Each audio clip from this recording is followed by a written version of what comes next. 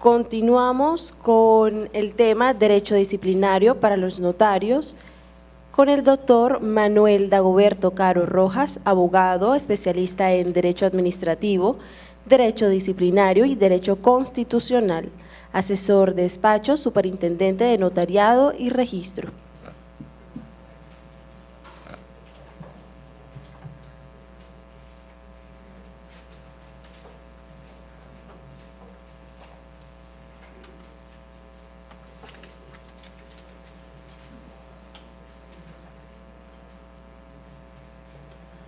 Buenos días a todos los presentes. Mi especial saludo al doctor Jorge Enrique Caicedo Zamorano, al doctor Álvaro Rojas Charri, a la doctora Guerni Fernanda García Flores, al doctor Holmes Rafael Cardona, al doctor Bernardo Vallejo.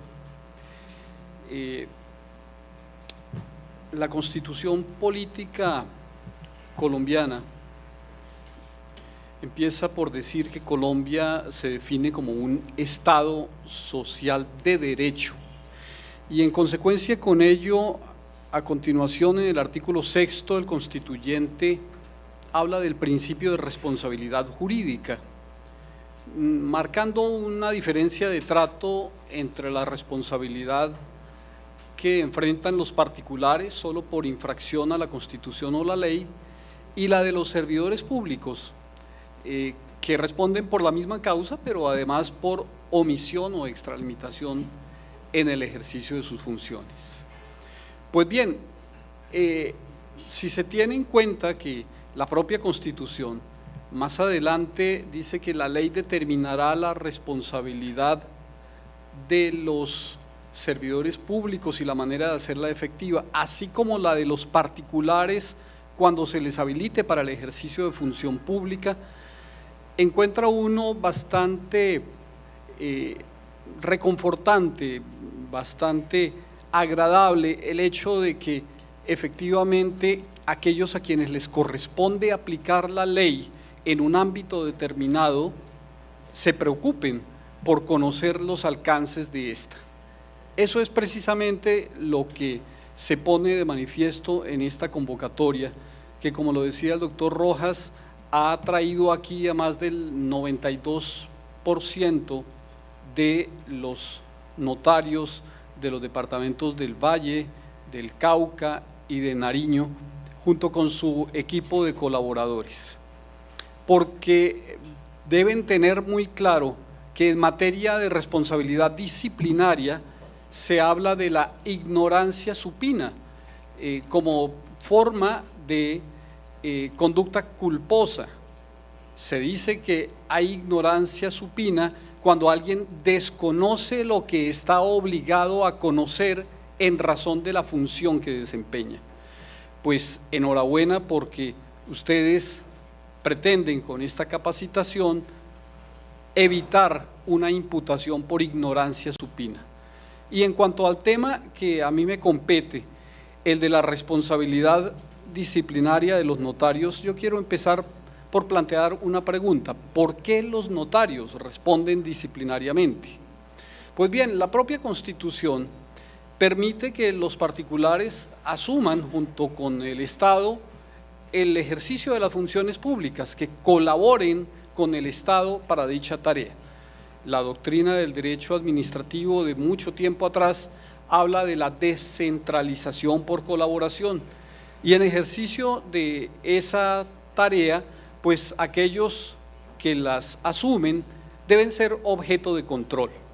Por esa razón, la Constitución le da al presidente de la República la función de inspección, control y vigilancia respecto de esas actividades confiadas a los particulares, pero que requieren un control, un seguimiento especial por parte de las autoridades estatales. Esa es la razón de ser de las superintendencias, la de notariado y registro entre ellas. Pero vean ustedes que inclusive antes de la Constitución Política del 91, antes de que la doctrina desarrollara el concepto de la descentralización por colaboración, ya existía la función de los notarios. En Colombia, en la Nueva Granada, viene como una institución calcada de las instituciones de la colonia, de la corona española por allá del siglo XVI. Y cuando se empezó a ejercer esa función notarial, se hizo exactamente con las mismas leyes adecuadas a las circunstancias del virreinato. Fue muy ya entrada la República, en el año 52, que con ley de 3 de junio se creó y autorizó formalmente el oficio de notario público, ley de 3 de junio de 1852. Pero el tema siguió teniendo la misma regulación que en las antiguas leyes de India, recopilación de leyes de Indias.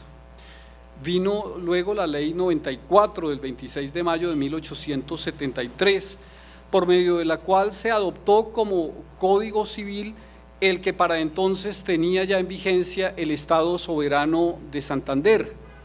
Y posteriormente, con la expedición de la ley 57 de 1887, se expide el primer Código Civil de la Unión. Recuerden que a partir del año 86 del siglo antepasado, Colombia se constituye como Estado unitario, abandonando la forma federal que se le había dado en la Constitución de 1863.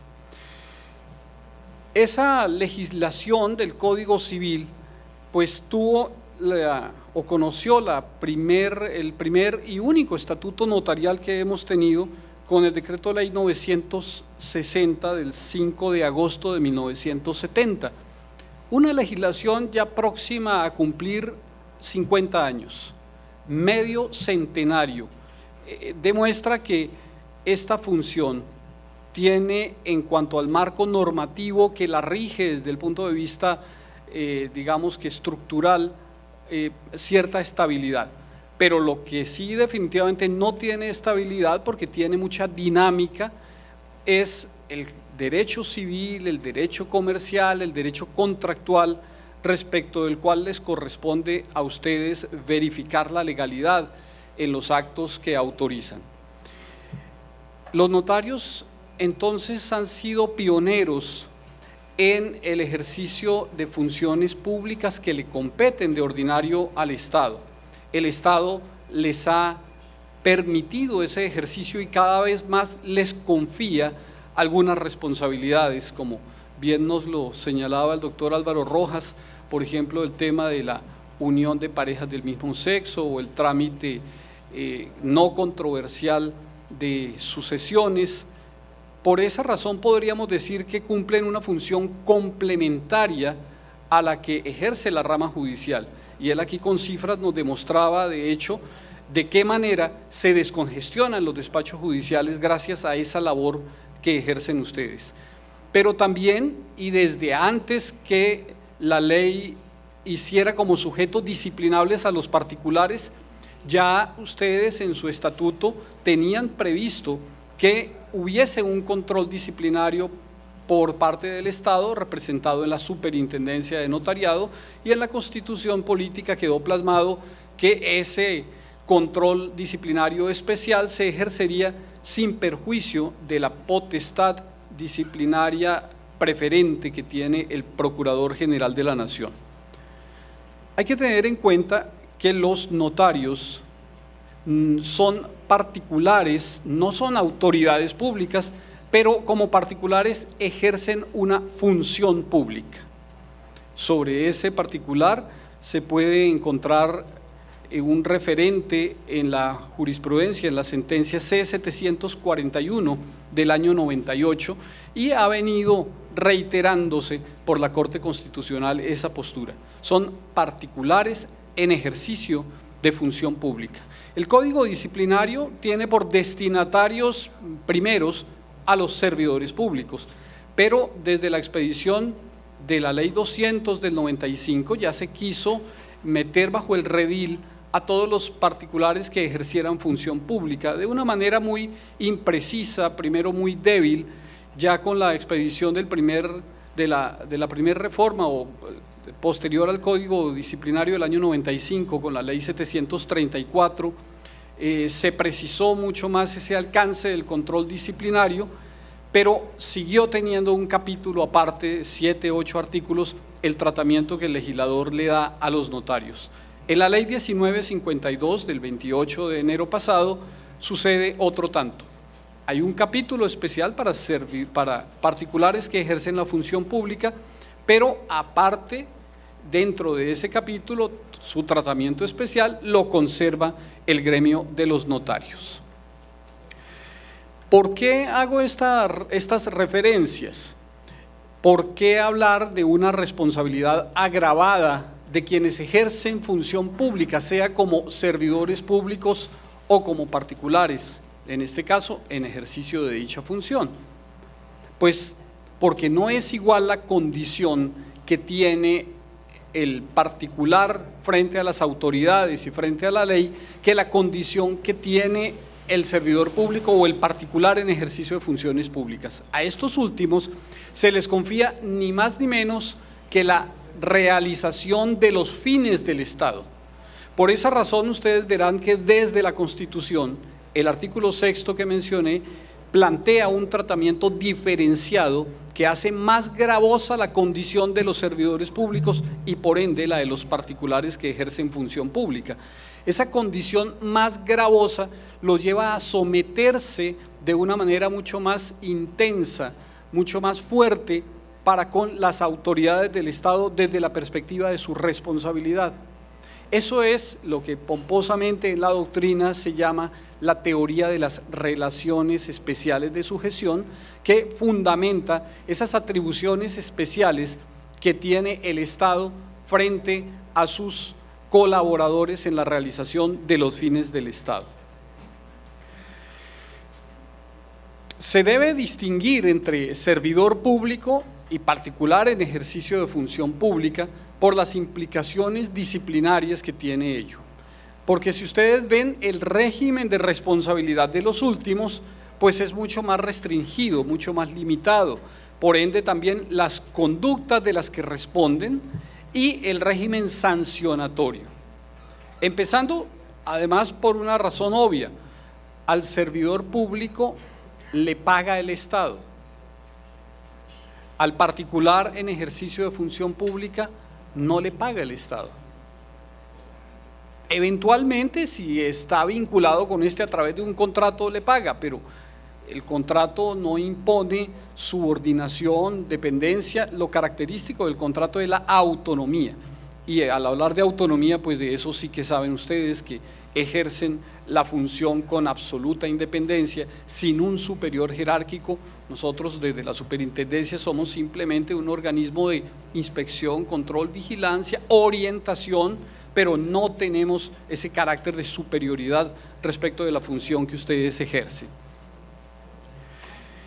Pasemos entonces al tema propiamente dicho de la responsabilidad disciplinaria, y para eso pues voy a leer los artículos correspondientes del Código Disciplinario, advirtiendo que tuvieron una mínima variación en cuanto a lo que son las conductas de las que deben responder.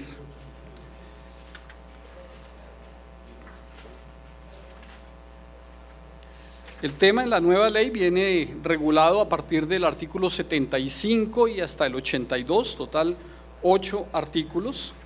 En la ley que va a estar rigiéndonos hasta el próximo 29 de mayo, es decir, la ley 734 de 2002, el capítulo de los notarios va del artículo 58 al artículo 65. ¿Cuáles son las conductas que hacen responsable a un notario? En primer lugar, hablemos de las conductas que como deberes y prohibiciones podrían llevar a la realización o a la calificación de estas como falta grave en el evento de cometerse.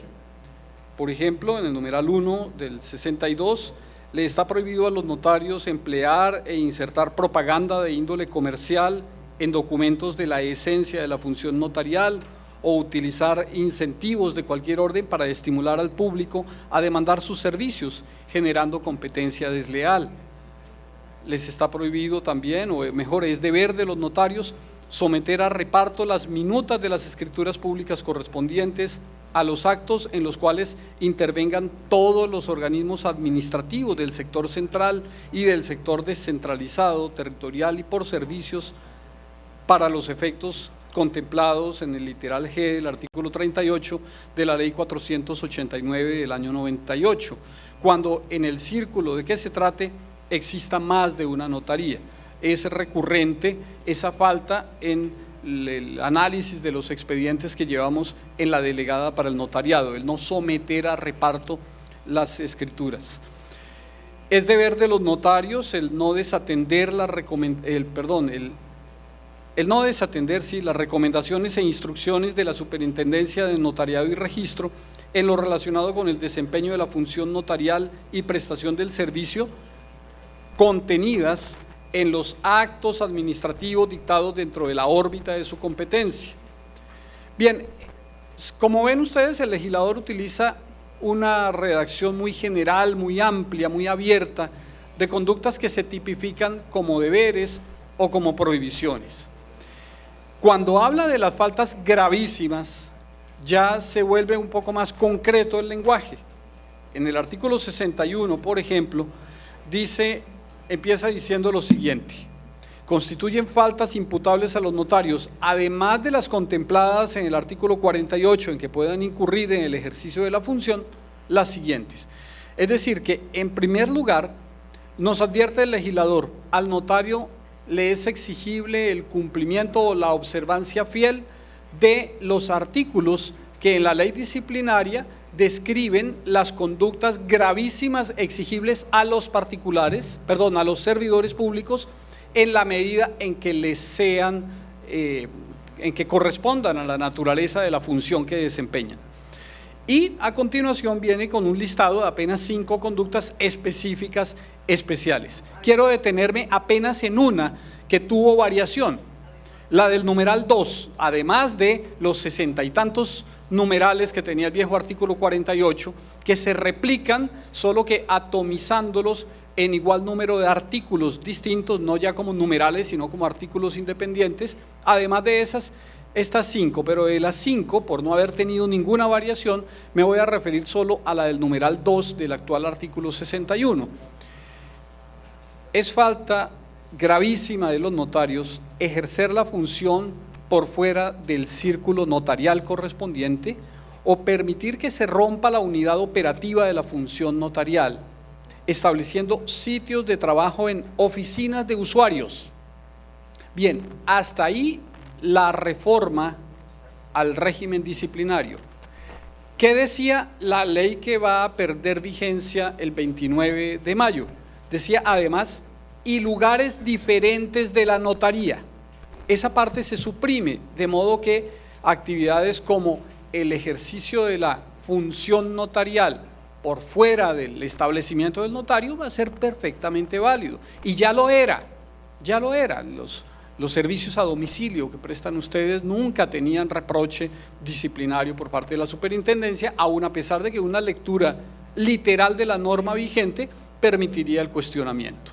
Por eso, enhorabuena, ya no va a ser falta disciplinaria gravísima el prestar el servicio en lugares diferentes de la notaría.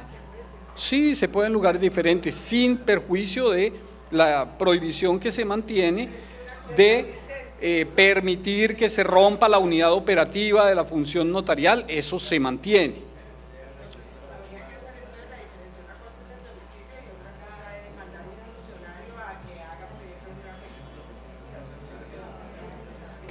Claro, el servicio a domicilio es en estricto sentido la prestación del servicio en un lugar diferente de la notaría, pero eso, aunque está tipificado en la ley que perderá su vigencia, nunca lo hemos observado y por esa razón fue que el legislador decidió suprimir esa parte de la prohibición. Bueno, ahora veamos con la ayuda de quien maneja ya el equipo. He traído una presentación de PowerPoint en que hago una recopilación de los aspectos que consideré más relevantes de lo que atañe a la reforma, novedades introducidas al régimen disciplinario de los notarios con la ley 1952. No sé si con esto lo manejo o me lo manejan desde allá. Bien, en primer lugar, advierto que en los principios, ¿no?, toda norma, toda ley y más cuando pretende ser un código, contiene unos principios. En los principios se mejora de manera muy importante la redacción del viejo artículo 5 de la ley 734 referido a la ilicitud sustancial.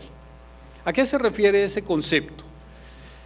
La mayoría de ustedes con formación jurídica saben que el derecho sancionador estatal, cuyo más claro representante y el más conocido, el más famoso, es el derecho penal, fundamenta el concepto de responsabilidad en un trípode, es decir, que son tres los elementos que deben concurrir para que se pueda deducir responsabilidad. En materia penal, esos tres elementos se llaman tipicidad, antijuridicidad y culpabilidad. La tipicidad es la coincidencia entre la conducta desarrollada por la persona y la descripción que previamente ha hecho de dicha conducta el legislador como conducta que en caso de realizarse generaría eventualmente un reproche. La antijuridicidad es la afectación o puesta en peligro real, comprobada, de aquello que se pretende amparar con la tipificación de esa norma. Y la culpabilidad, la posibilidad de atribuirle ese hecho a la persona en la medida en que está proscrita la responsabilidad objetiva. Entonces se habla de tres títulos de imputación: el dolo, la culpa, la preterintención.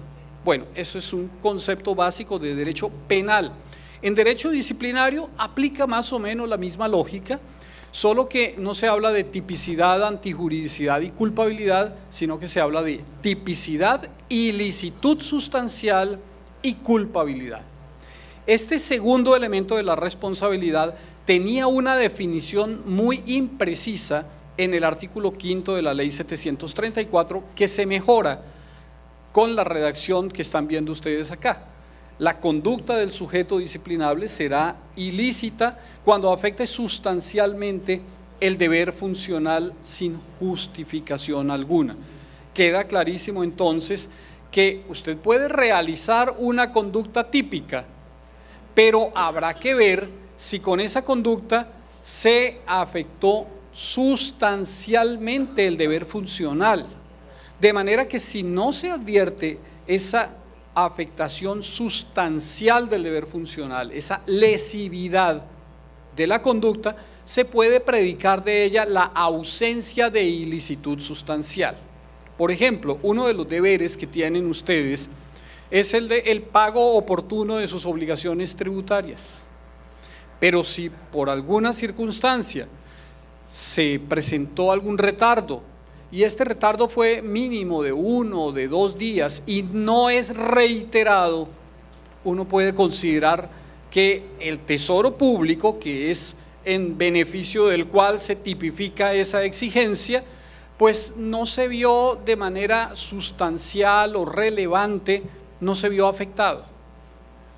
Ese tipo de análisis tenemos que hacerlos en el análisis de la responsabilidad de entrada. No nos vamos a esperar hasta el fallo para absolver a la persona y mortificarla a lo largo de 5 años, y ahí ya viene a propósito otra buena noticia para declarar eso. De entrada, nosotros estamos empeñados en hacer análisis de sustancialidad de la conducta al disponer una apertura de investigación o más bien declarar la terminación del procedimiento y del archivo de la actuación o el auto inhibitorio, con el argumento válido que ahora nos lo permite también la 1952, de que la actuación no podía iniciarse o proseguirse con esa simple valoración. Estamos empeñados en que lo que esté en curso como proceso disciplinario en nuestra delegada sea por hechos relevantes, importantes, trascendentes, porque muchas veces nos ocupamos de esas cosas sin trascendencia y desatendemos otras que sí las tienen. Adicionalmente, con esto me devuelvo, tenemos otro principio que se introduce como novedad. El anterior era simplemente una reforma, algunos dirán cosmética, a mí me parece que es casi que estética. Se introduce el principio de congruencia y se aclara, y me parece útil destacarlo porque he visto mucha argumentación de los notarios en el trámite de esos procesos en este sentido. Es que el quejoso me acusó de una cosa y usted abre investigación por otra y me formula cargos por otra. No hay congruencia. Pues bien, el legislador viene a decirle claramente al investigado: señor, la congruencia se predica entre el auto de cargos y el fallo. Son las dos piezas procesales que deben guardar correspondencia lógica, que si se le imputa la conducta A, no se les sancione por la conducta B. Pero ojo, entre el auto de cargos y el fallo, o sea que se destierran desde la lectura clara de la norma esas interpretaciones que llevan a considerar que debe haber congruencia desde la queja misma, como si el quejoso estuviese habilitado para marcar el derrotero que debe seguir el investigador, como si no existiese una facultad oficiosa por parte del investigador disciplinario para determinar los alcances de una conducta al margen de los alcances que a priori le dé el quejoso en la formulación de la acusación. Bien, vamos a otro principio que me parece también relevante, nuevo en la ley, que lo aplicábamos quienes habíamos leído jurisprudencia, que lamentablemente no es la mayoría de operadores disciplinarios, el principio de exclusión, la cláusula de exclusión. ¿A qué se refiere? Basta con leer la norma para entenderlo porque está muy bien redactada. Toda prueba obtenida con violación de los derechos y garantías fundamentales será nula de pleno derecho, por lo que deberá excluirse de la actuación procesal. No basta entonces con no tenerla en cuenta al momento de la valoración de la prueba obrante en el proceso, cuando se va a calificar el mérito de la actuación. No basta con advertir que fue obtenida con violación de derechos y garantías fundamentales. No, ahí es que sacarla, extraerla del expediente, y eso tiene una lógica, porque así como puede ser que un mismo investigador lleve el proceso de comienzo a fin, puede que en el curso de la actuación cambie de manos, haya 2, 3 investigadores, de manera que el que llega y encuentra eso, aun a pesar de que advierta que es inválida, de alguna manera se contamina con la simple lectura, por ejemplo, de una confesión provocada, de una confesión recibida sin el respaldo de abogado defensor. Siguiendo el tema de las novedades, en disposiciones generales, también otra novedad, algo plausible, es que se definan los títulos de imputación. En la ley 734/2002 no nos definían qué es dolo y qué es culpa. Bueno, se daba por supuesto que el operador disciplinario conocía el alcance de esos conceptos, pero es que el legislador ignora que la ley no es solo para quien la va a aplicar como investigador, sino que en primer lugar su destinatario es la persona a quien se le podría investigar. Adicionalmente, debe tener en cuenta el legislador que no todo operador disciplinario tiene formación jurídica, que sería lo exigible. De hecho, en el proyecto de reforma a la ley disciplinaria, esa exigencia se introdujo. En el Congreso no lo consideraron viable y quitaron la exigencia de que fuese abogado quien lleva bajo su responsabilidad el proceso. Entonces, me parece muy pedagógico, muy útil que se diga, por ejemplo, que el dolo comporta conocimiento y voluntad. La conducta es dolosa cuando el sujeto disciplinable conoce los hechos constitutivos de falta disciplinaria, conoce su ilicitud y quiere su realización. Y que aclare también cuándo estaremos en presencia de una conducta culposa. en materia disciplinaria, reitero esta idea, está proscrita, prohibida, desterrada la responsabilidad objetiva. Y como la carga de la prueba le corresponde al Estado, entonces eso significa en la práctica que para desvirtuar la presunción de inocencia que se debe mantener durante toda la actuación, es al investigador al que le corresponde determinar que la conducta fue realizada con conocimiento y voluntad, caso en el cual predica dolo, o al menos por descuido, negligencia, inobservancia del cuidado debido, caso en el cual puede predicar culpa. La culpa a su vez tiene dos modalidades, culpa gravísima y culpa grave, y el legislador a su turno también define esos dos conceptos. Bueno, espero que no esté resultando para ustedes bochornosa mi presentación, sino que por el contrario sea producto del deterioro de los aires acondicionados lo que los tenga en esta condición. Seguimos entonces. Y aquí viene una norma que es la mejor noticia que les podemos traer en esta jornada de capacitación. La regulación que la ley 1952 le da a la figura de la prescripción. El Código Disciplinario original, ley 734 de 2002, tenía exactamente esta misma regulación. El límite para el ejercicio de la facultad punitiva del Estado eran los 5 años siguientes a la fecha de ocurrencia de los hechos. Pero en el año 2011, el legislador expidió la ley 1474, lo llamaron el Estatuto Anticorrupción. Ya he conocido en mi vida de abogado disciplinarista como 3 estatutos anticorrupción.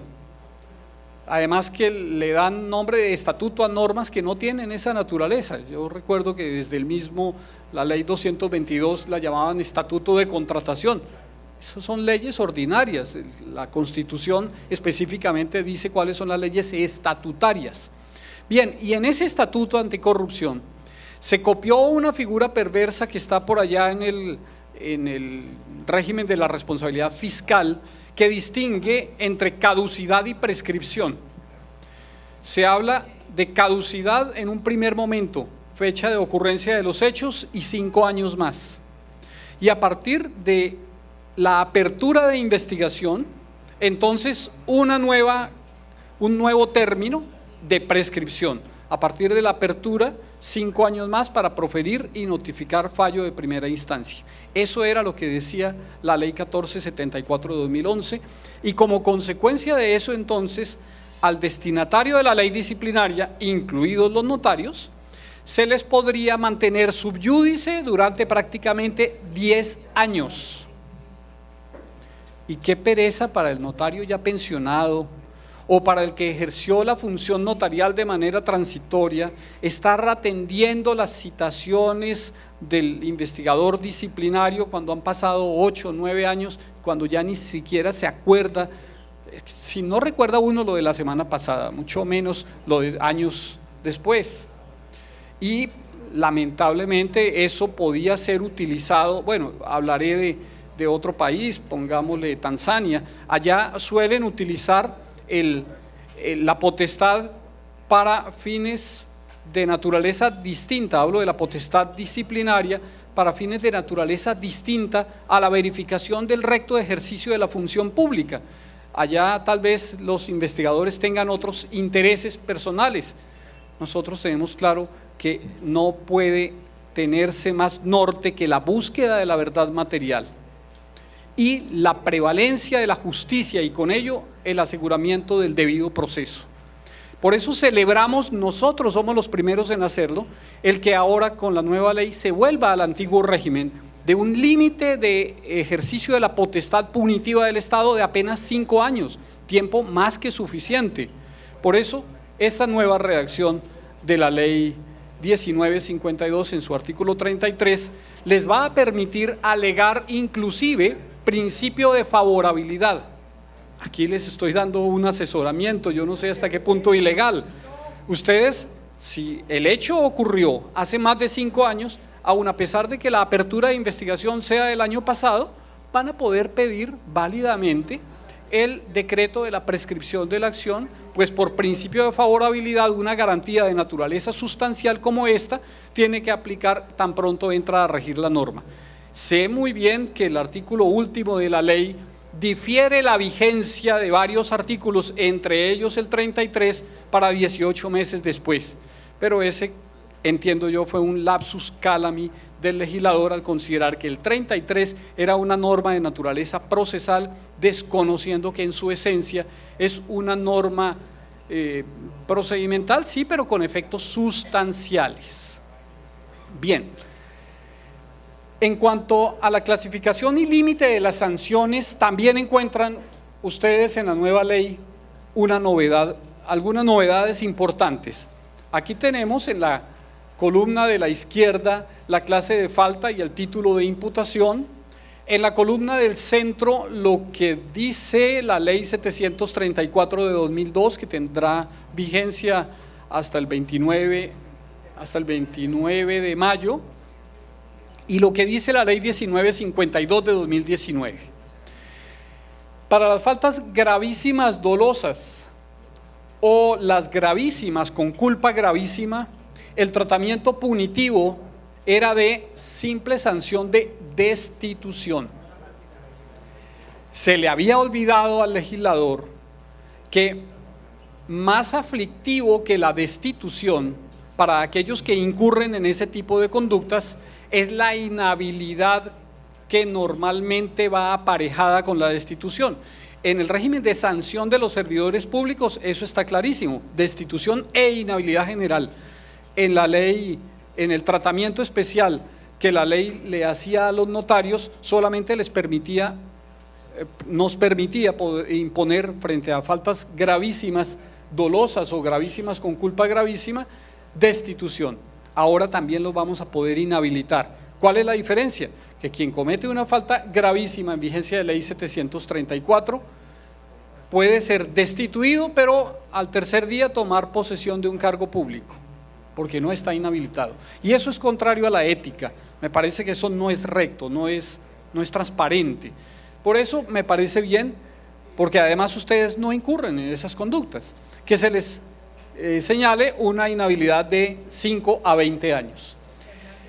En las gravísimas con culpa grave, la sanción prevista era de suspensión y el límite de esta de 30 días a 12 meses.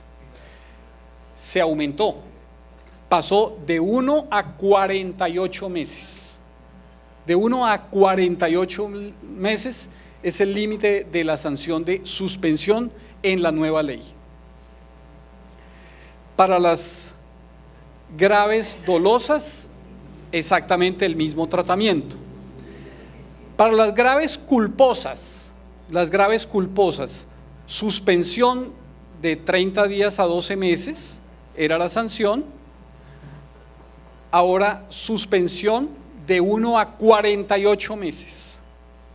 De 1 a 48 meses, un incremento importante también del término de la suspensión. Para las faltas leves dolosas, aparentemente se mantuvo el mismo tratamiento. Multa, límite de 10 a 180 días, pero noten esta diferencia. En la ley 734 de 2002, la multa era de 10 a 180 días del salario básico mensual, creo que decía la ley, determinado por el gobierno nacional. No sé en qué estaba pensando el legislador, si se tiene en cuenta que los notarios no les pagan un salario, que el gobierno no determina un salario para los notarios. Entonces, ¿qué hacíamos nosotros en la superintendencia? Pedíamos la certificación de ingresos de la correspondiente notaría para sobre el neto hacer la conversión respectiva. ¿Qué novedad trae la ley? Se mantiene el monto, multa de 10 a 180 días de salario mínimo mensual legal vigente, y eso va a ser muy favorable para aquellos notarios que están facturando mucho, porque el que factura mucho obtiene hartos ingresos durante la fecha de realización de la falta, y eso ya no va a ser factor decisivo para determinar el monto de la multa, sino que se tasará en salarios mínimos. Las faltas leves culposas no tienen prevista sanción. Es una tarea de mucho cuidado la que deben desempeñar ustedes. Por esa razón, el legislador siempre ha considerado que no puede llegar al extremo de exigirle responsabilidad ni siquiera por la culpa en tratándose de faltas leves. Más aún, el tema de las faltas leves casi que no tiene ni siquiera posibilidad práctica de aplicación. Yo no he visto calificación de conducta en la formulación de unos cargos, sino por faltas gravísimas y por faltas graves, porque es que esos 8 artículos, 7, 8 artículos que contienen la regulación específica del régimen de ustedes, no nos da luces para poder calificar una conducta como falta leve. Volvamos acá. Creo que termina con esto la presentación. Me parece importante, si tienen dudas, preguntas referidas a lo que he dicho, tal vez me hace falta un comentario adicional de algo de mucha importancia que no ocupo allí en la elaboración de las diapositivas. El procedimiento tuvo una variación también muy importante y es la introducción de la oralidad. La introducción de la oralidad al proceso disciplinario. ¿A partir de qué momento se vuelve oral la actuación? A partir de la formulación de cargos. De ahí para adelante toda la actuación se va a surtir en audiencia. Esa audiencia la vamos a llevar en Bogotá y se va a utilizar medios de comunicación virtual. No será necesario entonces que se desplacen los notarios de todo el país cuando tengan una investigación a Bogotá. Se puede a través de cualquiera de los medios de comunicación virtual que permite la ley, siempre y cuando se verifique la presencia de quien debe estar ejerciendo su derecho de defensa, bien sea de manera directa o por medio de apoderado. Es más, en esta fase del proceso, en la fase de juzgamiento, se exige que haya defensa técnica, de manera que eso garantiza mayor posibilidad de respeto por el debido proceso.